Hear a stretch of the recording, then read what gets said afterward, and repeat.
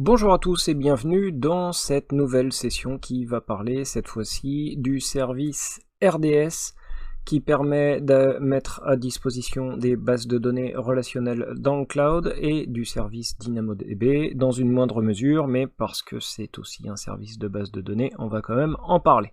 Alors, on va voir rapidement une introduction à RDS et Dynamo, voir les cas d'usage, un petit résumé et on pourra passer à la pratique. Alors, me direz-vous, mais pourquoi y a-t-il plusieurs services de base de données? Eh bien, tout simplement puisque l'industrie a été confrontée à plusieurs problèmes, et les deux grandes catégories répondent à ces différents problèmes. Donc, les bases de données relationnelles SQL, donc pour Structured Query Language, qui veut dire donc qu'avec un langage de requête structurée, on va pouvoir, en une ligne de commande, aller récupérer, écrire ou afficher des données qui sont hébergées dans une base de données. Et d'un autre côté, on a les bases de données NoSQL. Alors il y a un petit litige sur le NoSQL, qu'est-ce que ça veut dire exactement? Personne ne le sait vraiment. Il y en a toujours qui pensent que c'est le NoSQL dans le sens où SQL est mort, et donc on va passer à une ère sans SQL, et puis il y en a qui pensent que c'est Not Only SQL, pour tout simplement dire qu'il n'y a pas que SQL dans la vie, et qu'on peut mélanger en fait les approches, et AWS a développé son propre moteur de données, de base de données NoSQL, et ce service s'appelle DynamoDB. Alors pourquoi NoSQL? Eh bien, c'est principalement pour répondre à des besoins en performance, mais aussi en manipulation massive de données. Parce que quand on est confronté à ce genre de choses, depuis 2006, on l'a vu avec l'arrivée vraiment de la 3G, des applications mobiles, de l'internet, des jeux en ligne, etc., il a été nécessaire de modifier l'approche face aux bases de données. Il a fallu gagner en flexibilité et en souplesse concernant les architectures et les infrastructures. Parce que le modèle qu'on utilise depuis 1970 pour les bases de données, bon, bah, si vous voulez, au bout d'un moment, forcément, c'était pas idéalement prévu pour gérer un important volume de données, de gérer des croissances exponentielles de données, d'assurer, de garantir une montée en charge importante des infrastructures. Et c'est vrai que quand on a une base de données qui tient sur un serveur et puis qui tient sur un second serveur sur laquelle on va la répliquer de façon asynchrone, on a un système cohérent, puisqu'on ne sort pas du système. C'est-à-dire que la base de données principale est sur un serveur, la base de données secondaire est sur un second serveur, et tout se passe bien. Mais quand il faut stocker et restituer des données avec un temps de latence ultra faible, et qui plus est, se retrouver à avoir à gérer en même temps des lectures et des écritures, et qui plus est, à en plus devoir le faire des centaines de milliers de fois, voire des millions de fois par seconde, c'est carrément au-delà des capacités d'un système. Et pour réaliser toutes ces opérations, on utilise les systèmes distribués. Alors tout particulièrement sur les SGBD, ce qu'on appelle les systèmes de gestion de base de données, le modèle de base de données relationnelle, eh bien, il a été remis en cause au bout d'un moment, avec toutes les limitations en matière d'architecture distribuée. Ça a commencé à poser des problèmes. Et dans ce contexte, de nouveaux paradigmes ont fait évoluer les SGBD, et on s'est retrouvé avec plusieurs réflexions en cours. Donc l'avènement, ça a été vraiment en 2009 avec les premières naissances, premières créations officielles de NoSQL, de bases de données NoSQL, et basé sur une informatique distribuée, pour pouvoir répartir la charge. Eh bien, le NoSQL s'est littéralement imposé. Alors attention, ça remplace pas tout. Il y a des cas d'usage dans lesquels les volumétries sont pas suffisantes, et du coup un moteur de base de données relationnelle va être beaucoup plus performant, et dans d'autres systèmes, principalement, comme on l'a vu, dès qu'on commence à faire un petit peu de big data, dès qu'on commence à faire des jeux ou des applications avec des millions de joueurs. À titre d'info, par exemple, DynamoDB peut traiter 10 000 milliards de demandes par jour. Et il prend en charge des pics unitaires qui peuvent monter jusqu'à 20 millions de demandes par seconde. Ce qui est, voilà, dans le domaine des bases de données, c'est juste extraordinaire, même sur, en termes d'infrastructure informatique, tout bête, c'est déjà extraordinaire.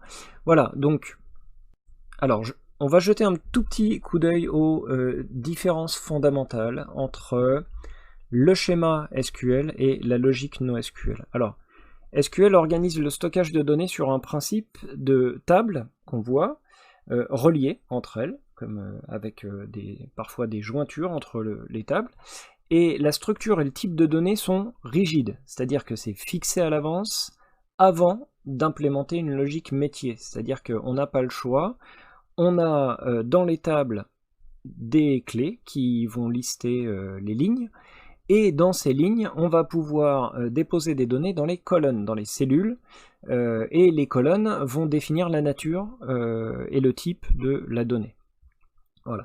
Alors que NoSQL, lui, stocke et manipule des documents qui correspondent à des collections d'objets. Donc on a vu qu'on mettait des objets dans S3, bah voilà, en fait DynamoDB va prendre un fichier, va faire comme si c'était un fichier JSON, il va écrire la référence ISBN d'un livre, par exemple, si on veut faire un site avec ou une application pour vendre ou acheter des livres ou consulter des livres. Donc on va mettre ISBN 2. Le numéro de l'ISBN, le titre, bah, par exemple c'est le livre AWS Certified Solution Architect Official Study Guide, l'auteur Joe Barron, le format c'est un livre et le prix c'est 28$, et du coup voilà, hop, on met ça dans un objet, ça devient un objet NoSQL, et du coup on va pouvoir aller modifier, lire, écrire, etc. Donc vous voyez, il n'y a pas cette notion... contrairement au schéma SQL, il n'y a pas cette notion où on doit définir à l'avance ce qu'il va y avoir dedans. On va pouvoir dire, bah tiens, dans cet objet-là, je vais mettre ça, et du coup, alors, ça apporte des avantages, et puis ça apporte certaines limites, c'est pour ça que il n'y a pas de solution ultime. Les deux types de bases de données ont leur raison d'exister.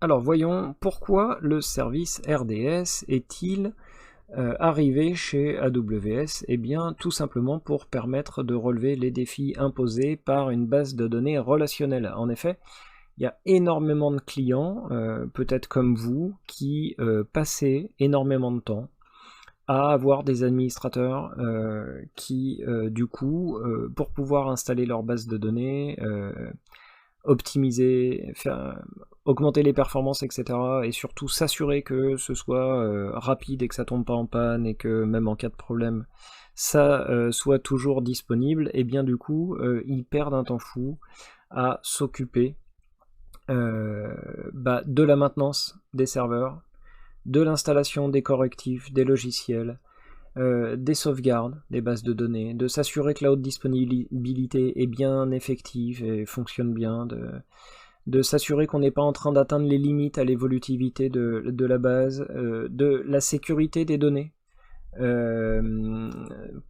que notre base de données est bien protégée, puisque dedans il y a très certainement des données sensibles, des données stratégiques, donc voilà, qu'on ne se les fasse pas dérober. Et puis à chaque fois, quand il y a quelque chose qui se passe, il y a de la maintenance, et ben faut réinstaller, repatcher, réinstaller les systèmes d'exploitation. Et du coup, c'est comme ça qu'est né AWS, puisque les clients ont exigé un modèle de gestion partagée en disant, écoute, nous, c'est pas notre métier, voilà, racker des serveurs, installer des systèmes d'exploitation, faire tout ça, voilà, ça nous prend 80% du temps, on n'a plus que 20% pour s'occuper du cœur de notre activité.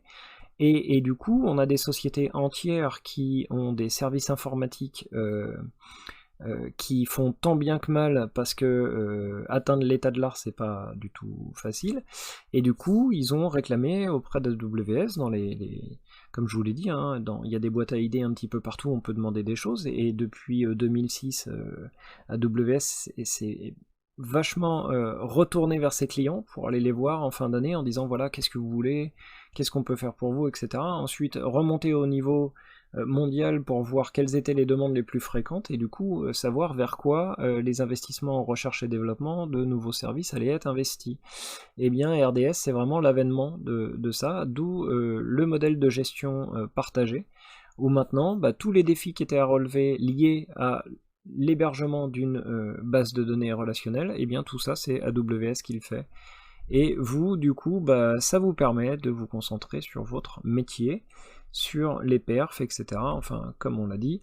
Alors, il supporte les principaux acteurs de l'industrie des bases de données. Alors, Amazon Aurora, c'est une version de MySQL développée par Amazon, réellement optimisée et super clusterisée. Alors là, ils en ont fait vraiment quelque chose aux petits oignons, c'est-à-dire que il me semble de mémoire que la moindre installation crée un cluster à 6 instances différents réparties sur 3 zones de disponibilité. C'est-à-dire qu'en gros, on est capable de résister. On dispose d'une résilience en fait incroyable, même en cas de perte de 2 zones de disponibilité, Aurora tournera tout le temps. Ensuite on a Postgre, donc Postgre qui évolue énormément, qui est capable de tenir des bases de données de plusieurs dizaines de téraoctets, qui se rapproche, qui est un logiciel libre, hein, mais qui se rapproche vraiment du top standard des bases de données relationnelles. MySQL qui est un incontournable qui vient du monde libre aussi, qui lorsqu'ils ont été rachetés par Oracle a donné la naissance de MariaDB, qui en fait il me semble que la team d'origine, l'équipe qui développait MySQL a créé ce qu'on appelle un fork, donc ils ont pris les sources, ils les ont mis sur un autre dépôt de GitHub, qui est un endroit, un site web dans lequel on dépose toutes les sources des logiciels libres ou pas. On peut les déposer dans ce portail GitHub qui est la centrale de toutes les sources code de tout le monde entier, qui par ailleurs a été racheté par Microsoft, il me semble, il n'y a pas longtemps. Et on supporte aussi Oracle, le gros poids lourd de la base de données relationnelle, et le second poids lourd de la base de données relationnelle, Microsoft SQL Server, qui il n'y a pas longtemps Microsoft a créé une version Linux de Microsoft SQL Server. Donc c'était vraiment un gros événement, puisque habituellement chez Microsoft on utilise Windows. Et bien là le moteur SQL maintenant peut exploiter Linux. Voilà, donc bon, ça c'était pour la petite histoire. Donc maintenant qu'on a vu la naissance du service RDS, son introduction, on va passer à celle de NoSQL. Alors vous l'aurez compris, je suppose, le service DynamoDB permet de prendre en charge certaines des applications de très grande envergure, parmi les plus importantes au monde, en fournissant des temps de réponse constamment inférieurs à quelques millisecondes, et ce, quelle que soit l'échelle. C'est également un service où vous allez avoir toute la gestion des systèmes, des serveurs, du provisioning, du patch, etc. Tout ça est géré par AWS. Vous n'avez absolument pas d'administration à gérer. DynamoDB prend tout en charge. Également, pour les développeurs, il prend en charge les transactions acides. Alors un standard pour les applications stratégiques à grande échelle, on doit répondre aux 4 grandes règles d'avoir des données indivisibles, cohérentes, verrouillées et persistantes. Ça, vous pouvez aller lire des livres super intéressants là-dessus. Également, prenons un cas d'usage particulier. vous avez la possibilité d'utiliser Dynamo avec d'autres services. On a vu que les services AWS étaient un petit peu comme dans Unix. Si vous voulez, les commandes peuvent dialoguer entre elles avec des chaînes de texte. Et bien là, c'est exactement pareil, sauf que ce sont des services qui travaillent avec des API ou des web services voilà, qui permettent, par exemple, lorsque vous avez un téléphone, une tablette ou un utilisateur sur son PC qui clique sur un lien pour obtenir la température à un endroit du monde, eh bien, il peut être redirigé vers une REST API qui, elle, va déclencher dynamiquement une fonction lambda qui, elle, peut aller directement piocher la valeur en disant tiens, la REST API m'a dit je veux la température de Sydney. Hop, il va dans DynamoDB, il récupère la valeur, il encapsule à Sydney, il fait 29 degrés, il le renvoie, et du coup, directement, l'utilisateur récupère sa valeur affichée dans son appli, tout en sachant que le code JavaScript il peut être hébergé dans S3, on l'a vu.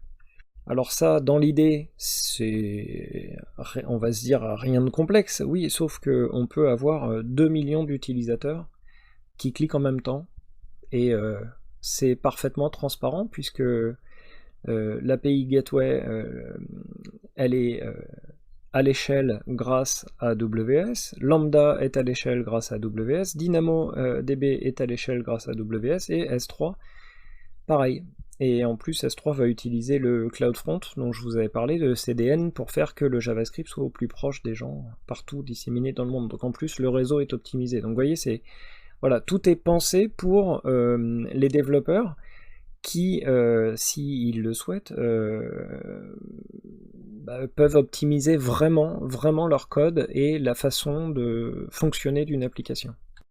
Alors également, si vous ne connaissez pas, je vous propose d'aller faire un tour du côté du site AWS pour aller voir AppSync, qui est en fait une espèce on va dire, de logiciel qui permet d'utiliser des fonctions directement avec des services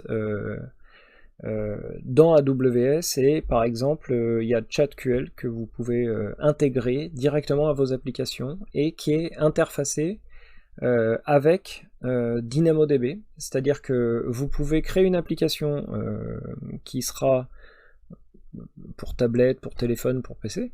Vous pouvez fédérer l'inscription à votre application avec Cognito ou IAM. Vous pouvez, alors si c'est une application mobile, c'est plutôt Cognito, qui est aussi un service AWS pour l'authentification, pour la fédération web principalement. Une fois que vos utilisateurs ont créé leur compte et se sont authentifiés en utilisant leur compte Google, leur compte Facebook, eh bien directement l'application va être incantée en utilisant AWS AppSync, et là vous allez avoir la possibilité d'avoir toutes les tables de conversation qui vont être hébergées dans DynamoDB, ensuite tous les messages dans d'autres tables de DynamoDB, ensuite toutes les conversations d'utilisateurs dans une autre table, et une table que pour les utilisateurs pour pouvoir les relier entre eux, et tout ça fonctionner automatiquement directement dans le cloud AWS et répondre. Votre application, vous faites un petit peu de marketing, ça fonctionne bien, c'est un peu partagé sur les réseaux sociaux, vous avez 1 million d'utilisateurs 2 semaines après la sortie, voilà, votre infrastructure sera prête à fonctionner. Donc DynamoDB a des gros cas d'usage, et quand on les mixe avec d'autres services AWS, voilà le genre de choses que ça peut donner. Et bien entendu, cette capacité de mise à l'échelle et de haute performance en quelques millisecondes pour quel que soit l'objet à récupérer, et bien du coup ça intéresse aussi les gens qui font du big data et qui veulent faire par exemple des analyses suite à des campagnes marketing par exemple. Et bien ils vont utiliser un service qui s'appelle AWS Kinesis. On va pas le voir, c'est pas un des services fondamentaux, mais c'est quand même une très belle machine que je vous invite à découvrir, qui va permettre, grâce à des, je vais faire simple, grâce à des récupérations de flux de données, va pouvoir, à chacune des données qu'il a récupérées, déclencher une fonction lambda, et aller déposer cette donnée, la stocker dans Dynamo. Puisque Kinesis, lui, ne stocke pas les données, il les récupère d'un endroit, il les dépose dans un autre. Mais vraiment à une vitesse absolument délirante. Donc, du coup, DynamoDB va pouvoir stocker des données pour faire du big data et faire de l'analyse, principalement de l'analyse statistique sur des centaines de comportements, des millions de comportements, en disant bah voilà, tous les utilisateurs qui ont cliqué font partie de telle tranche, voilà, enfin vous imaginez bien le type d'informations qui peuvent être demandées. Donc du coup, si vous avez un logiciel qui lui dit bon bah où sont les données à analyser, bah vous pouvez directement dire bah voilà, elles sont dans DynamoDB. Et c'est une base de données NoSQL et la façon de lui parler c'est comme ça, et du coup clique automatiquement en entrée, il va aller parcourir toutes les données, tous les objets, et du coup il va le faire en quelques millisecondes pour chacun des objets, même s'il y en a des millions, et donc du coup ça va sensiblement accélérer le traitement, et du coup énormément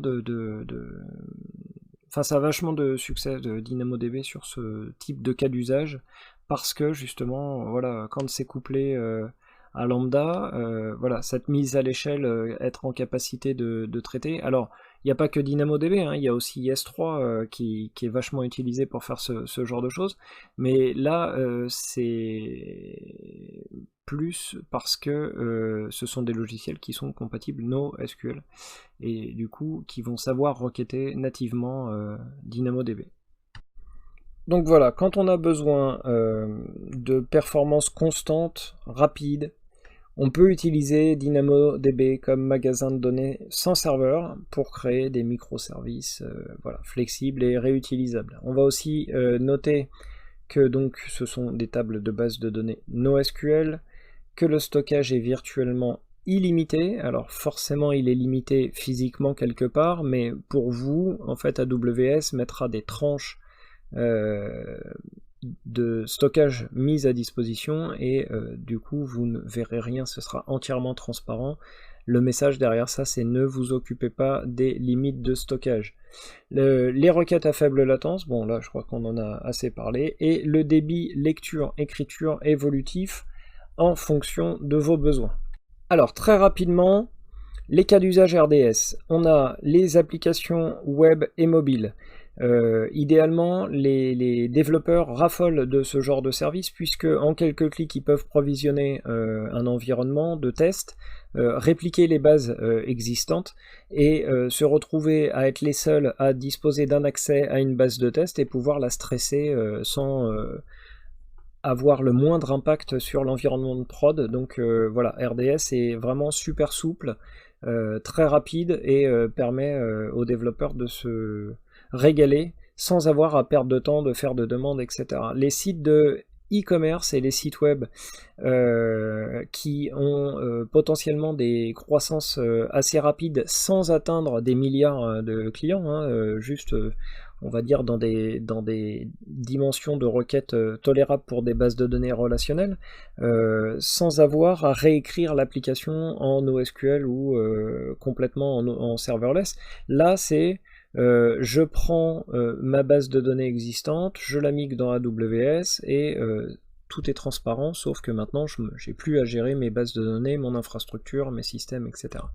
Également, beaucoup de développeurs de jeux et de jeux mobiles utilisent RDS pour les mêmes raisons, de plus d'administration, plus de gestion à faire, et surtout en cas de gros succès, il y a la capacité quand même de la mise à l'échelle du service, qui va permettre de supporter une grosse montée en charge. Et le service de migration, AWS Database Migration Service, qui lui va directement pouvoir vous permettre dans votre centre de données actuel, une fois que le lien Virtual Private Gateway ou le Direct Connect sera effectué directement vers AWS, eh bien vous allez vous connecter avec l'outil de migration qui lui va analyser votre base de données, votre serveur, son système, etc. Va pouvoir définir l'éligibilité de votre base et accélérer grandement la migration de votre base de données pour qu'elle se retrouve directement dans le web avec le minimum d'interruption pour l'utilisateur final, et offrir à votre base de données, si ce n'était pas le cas, directement la capacité de mise en cluster, de miroir, de read replica,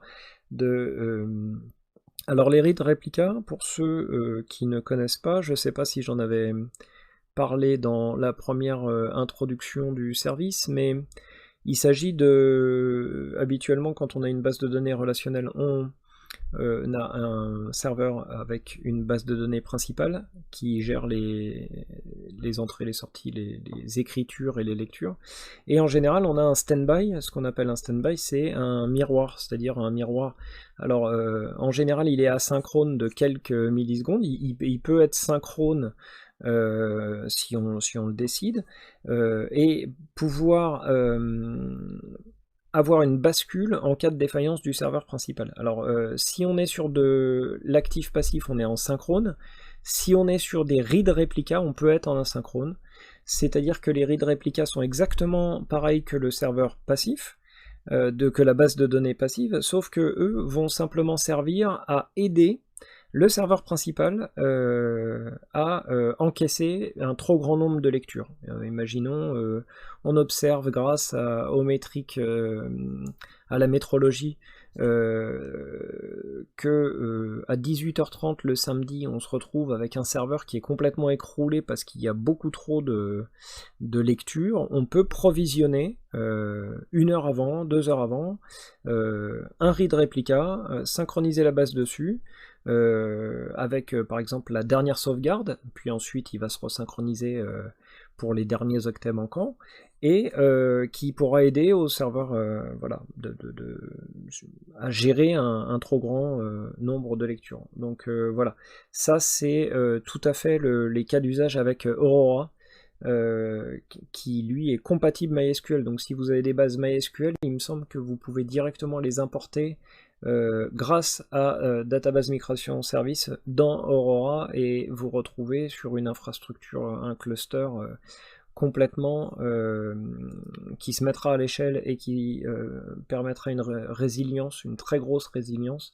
voilà, en quelques heures. Alors très rapidement maintenant, je sais que je dis rapidement à chaque fois, les cas d'usage DynamoDB. Alors on va avoir l'industrie de la publicité en ligne, très demandeuse de la mise à l'échelle.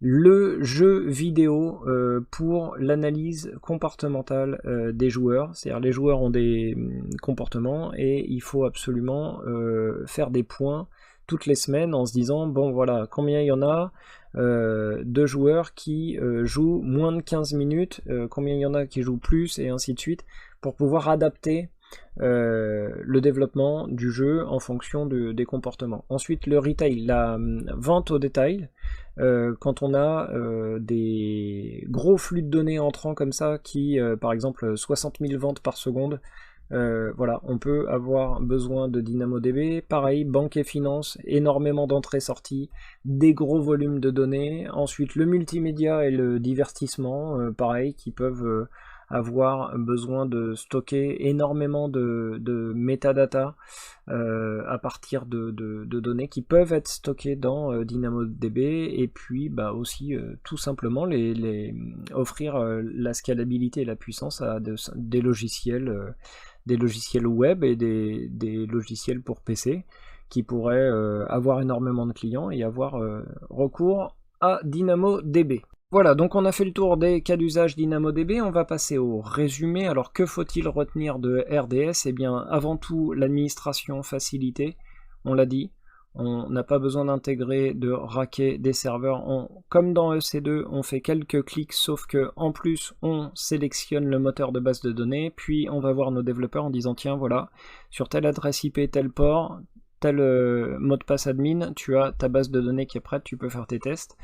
Le côté hautement évolutif, bah, si on prend un export MySQL et qu'on l'importe dans de l'Aurora, on va pouvoir directement passer d'une base de données à un nœud, à un cluster à 6 nœuds en toute transparence. La disponibilité, la durabilité, bah forcément une fois qu'on a 6 nœuds, il y a beaucoup plus de tolérance à la panne et puis les données sont répliquées beaucoup plus. Également les snapshots, les sauvegardes d'instances sont stockées dans S3, donc S3 est un service qui lui-même fait appel aux nombreuses zones de disponibilité, donc les données sont réparties. Également en termes de rapidité, puisqu'on va tomber sur des infrastructures avec la capacité de créer des serveurs de réplica de lecture qui vont permettre d'augmenter la capacité de réponse des bases de données envers les utilisateurs, et également vous allez pouvoir changer dynamiquement les capacités de vos instances en passant de 4 à 8, 16, voire 64 processeurs avec des centaines de gigaoctets, et même passer sur du type de disque dur avec des I/O provisionnés, vous vous souvenez. Donc vraiment passer sur des infrastructures ultra rapides, sécurisées. Alors étant donné que c'est géré par AWS, bah forcément vous bénéficiez de la gestion de la sécurité des experts, et puis la sécurité de base de données d'après le modèle de management partagé. Vous gérez votre propre sécurité, donc si vous utilisez les bonnes pratiques, vous êtes complètement, vous pouvez dormir sur vos deux oreilles. Également c'est peu coûteux, pourquoi? Puisque on a exactement le modèle cloud AWS, le pay as you go, c'est-à-dire vous payez au fur et à mesure en fonction de votre utilisation. Donc si vous avez une gestion intelligente de vos ressources et que vous pouvez vous permettre de financer des instances réservées, eh bien vous bénéficiez de tarifs beaucoup plus bas. Comme on l'a vu, plus on consomme, moins on paye. Donc si vous engagez... alors sur les tarifs à la demande, on n'a pas de frais initiaux, on n'a pas d'engagement à long terme. Par contre, à contrario, sur les instances réservées, bah, vous savez que votre base de données, de toute façon, elle est pas prévue pour être éteinte et que ce sera pas demain la veille. Bah, à ce moment-là, vous prenez des instances réservées. C'est d'ailleurs le principal... taux d'utilisation, ces instances réservées. Donc maintenant, si on passe à DynamoDB, donc là, base de données NoSQL, service sans serveur, des millions d'utilisateurs connectés simultanément, des latences en millisecondes, c'est-à-dire des millions. On va reprendre, hein, je vous ai dit tout à l'heure l'indicatif. DynamoDB peut traiter plus de 10 000 milliards de demandes par jour. Voilà, je ne peux pas être plus clair. Et prendre en charge des pics de 20 millions de demandes par seconde. Donc, idéalement, les applications sont codées en microservices. Voilà. Eh bien, j'espère que cette présentation vous a plu. Pour ceux qui peuvent rester, ce qu'on va faire, c'est qu'on va passer à la pratique sur ce service, et puis pour ceux qui doivent nous quitter, et bien à ce moment-là, on se retrouve un petit peu plus tard, et je vous dis à très bientôt.